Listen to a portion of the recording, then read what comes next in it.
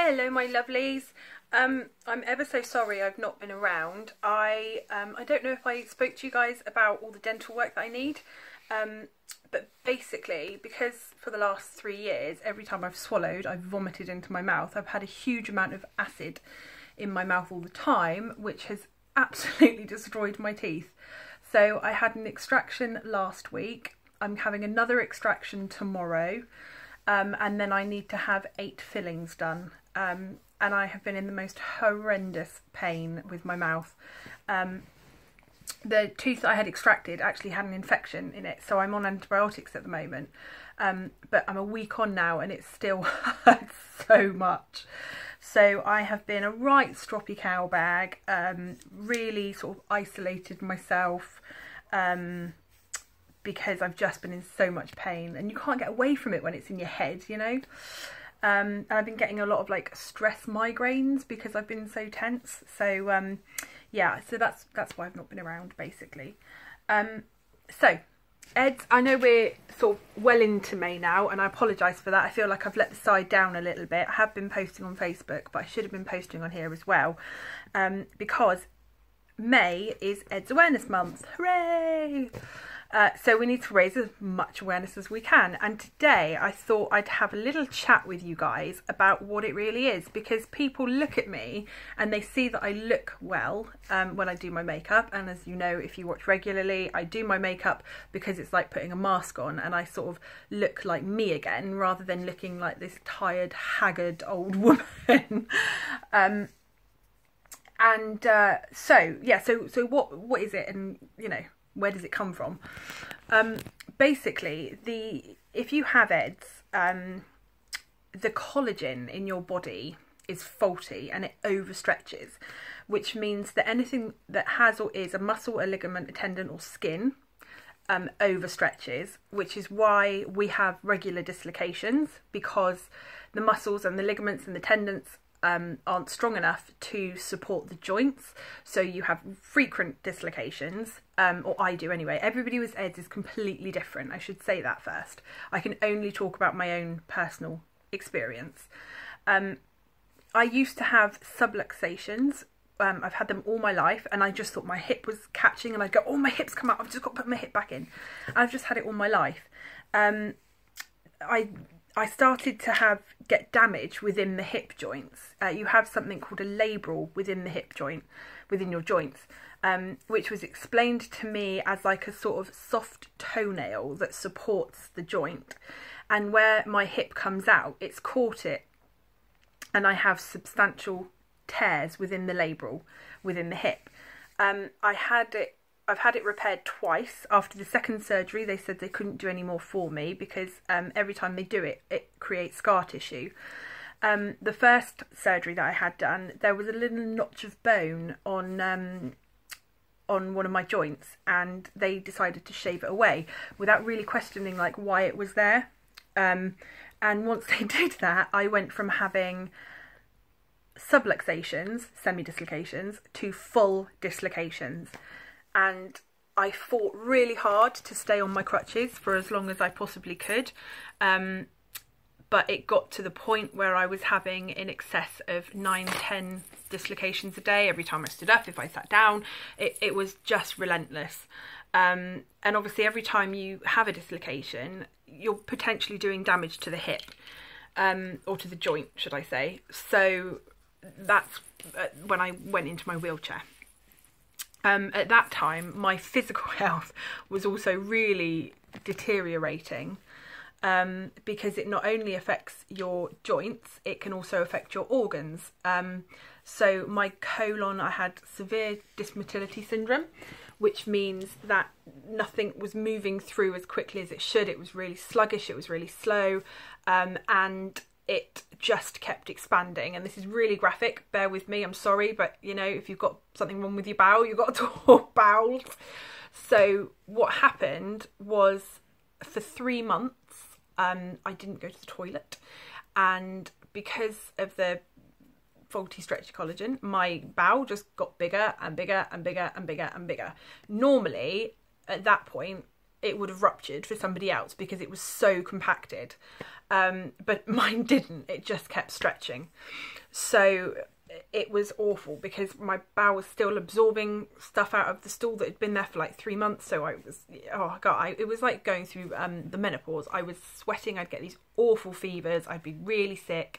I would, you know, I used to go up to the school and read, and I'd be sat there and all of a sudden I would be pouring sweat, and I'd have to take a fan with me everywhere because literally like my makeup would just melt off my face. So I had a ileostomy bag put in, but they left the colon at first, and it was still completely compacted. So a year later, we raised the money privately because the NHS said that it would only become emergency surgery when my bowel ruptured. So an amazing friend of ours and my mum raised money so that I could have the surgery done privately, and they took the entire colon. So I now have what's called an end ileostomy, as in like there's nothing on the other side. It can't be re-looped because I don't have a colon anymore.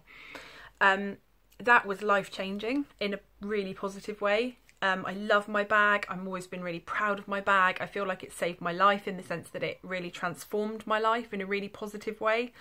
The surgeon that did it is, I think, one of the best in the country. He is super EDS friendly. He's really inspiring. He's really understanding. He really sees the person behind the illness, not just the illness. He's called Mr. Lamparelli. He's absolutely fantastic. So after that, about 6 months afterwards, my intestine twisted, and I got very, very, very, very, very, very poorly. Tony was warned that they would probably have to do a full incision from like breastbone down to pelvis, and they thought they were going to have to take part of my bowel that I had left because it was the blood supply was cut off to it for like a week before they actually decided to do the surgery. I was in hospital and I was just getting poorlier and poorlier and poorlier and poorlier, and then it did become like an emergency situation, and they got me in that day, and they sewed my intestines to my stomach to stop it twisting again, because the surgeon said that once you've had one twist, you're sort of prone to others. So rather than go through that process, and you know, because it can be life-threatening, it was life-threatening, they decided to sew my stomach and my pelvis together. As this was happening, I was beginning to have enormous trouble swallowing. Sorry, Tabby's looking for some fuss. Hey, hello. So swallowing just even like water felt like swallowing an apple or something like that, like a really big chunk of apple. And I started to be sick into my mouth whenever I swallowed. Solid food just became horrendous, and I went on to like soups and juices and stuff like that, which was very, very difficult. And I was tube fed for 6 weeks and then told that it didn't matter how many times I vomited into my mouth, I just had to keep swallowing it until it stayed down, which I did for 3 years and was horrendous. My quality of life was nil and void. It really wasn't a good time. So I would have weeks where I would just be so sick. I couldn't keep anything down, not even water. And just after Christmas in January, I ended up being admitted. The dysmotility syndrome was affecting my stomach as well. So stuff was sitting in my stomach for too long. So rather than go through the system, it would come back up again. Sorry, Tabby's desperate for a fuss.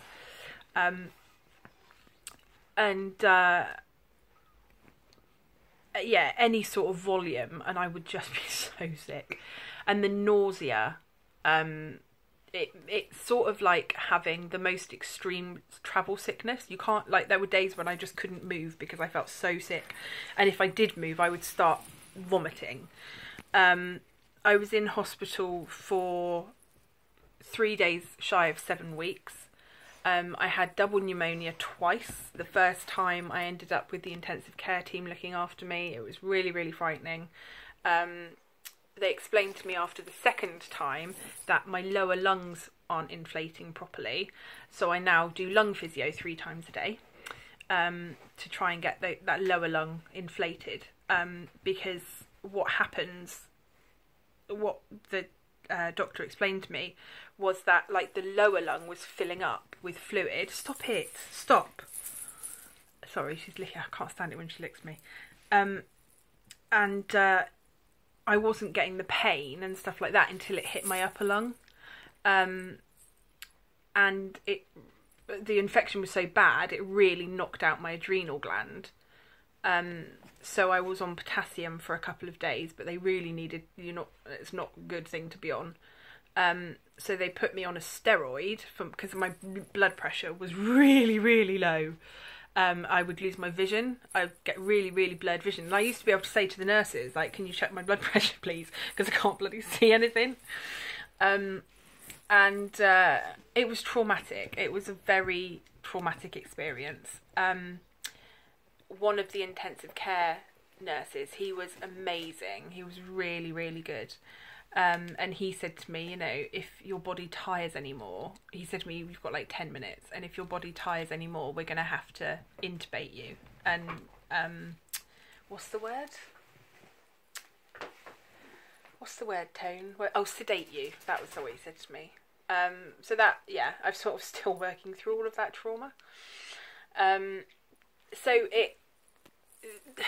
I've now got a feeding tube. I'm now peg fed. I still try oral intake because that's really important, but it's very, very painful, and I still have days where I'm really sick. But I have 1,000 calories in a 500ml bag over 10 hours. And for a long time, I wasn't getting 1,000 calories a week. So 1,000 calories a day is huge. I can't feed every day. I don't feed every day. I try generally, but I bloat terribly. I get the most awful pain, and I get really sick. So there are days where I like have half a feed or something like that. But it's still a huge blessing. It's an enormous blessing. It really is, and not something that I take for granted at all. So the lesson is, it can affect just about bloody anywhere. Organs, joints, skin. It has a profound effect on people's lives. You get the most horrendous fatigue. I don't really know how to explain fatigue to someone who's never experienced it, because people think it's just being a bit tired, and it's not. It becomes like a physical pain. It feels like all of your muscles have been replaced with lead. You get really bad brain fog, which is where I could have a conversation with you and 10 minutes later have absolutely no idea what we spoke about, which at times can be very frustrating for Tony and Amelia Rose, understandably. But it can affect you. The fatigue in itself has a profound effect on your life, because you really don't know from one day to the next how much energy you're going to have, how you're going to feel. I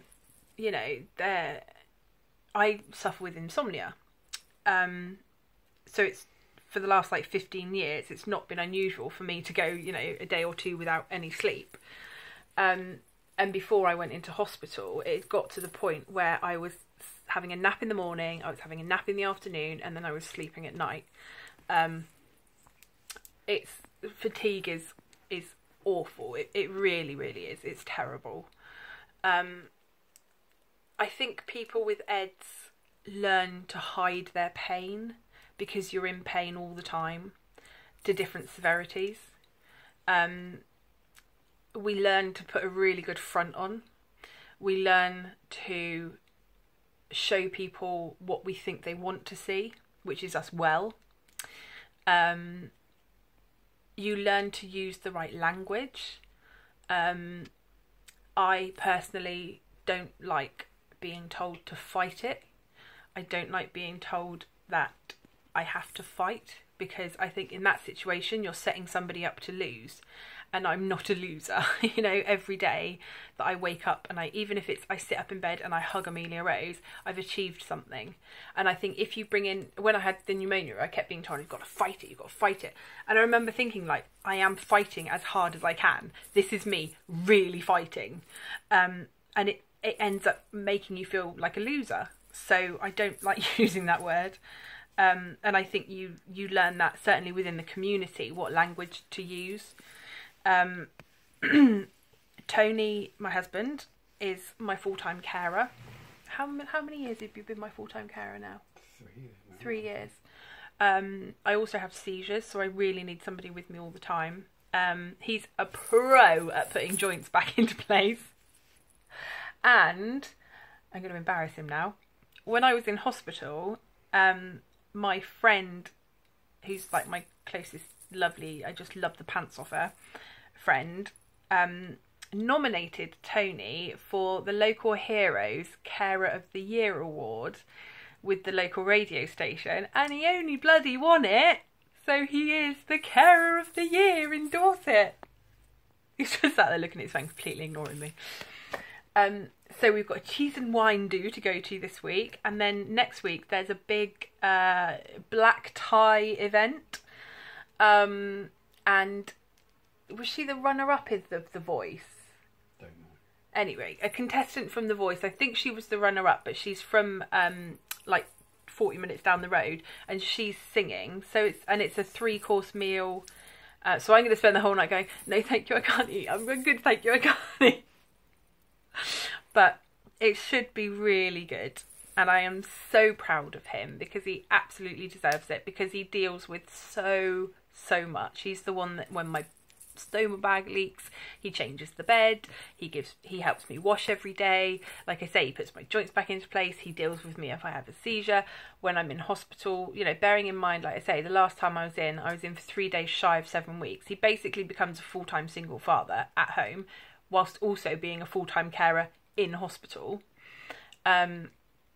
It's mental. He gets up, drops Amelia off at school, would drive into hospital, spend the day with me, drive back, pick Amelia up from school, drive back to the hospital so she could spend time with me, go home, do her dinner, get her to bed, and do it all over again the next day. And like I say, at times I was, would we say critically poorly? Mm-hmm. Yeah, I think that's the word. And bless his heart, he was dealing with all of that. So he really, really, really deserves this award. I don't need an award to know how fabulous he is, but I am so proud of him that other people are really recognising it. So yeah, I'll make sure I film that if I'm allowed to and share it with you guys. I'm going to go. I've been blabbing on for like 17 minutes now. I do apologise. I will try and catch up with you guys a bit more. I'm so sorry, but this has been driving me nuts. I've been a miserable cow bag, haven't I? Hello? Yes. Yes. I've been isolating myself. Even from Tony, I've been really isolating myself. But there we are. I will bid you adieu. Love you all lots. I'll speak to you soon. Bye.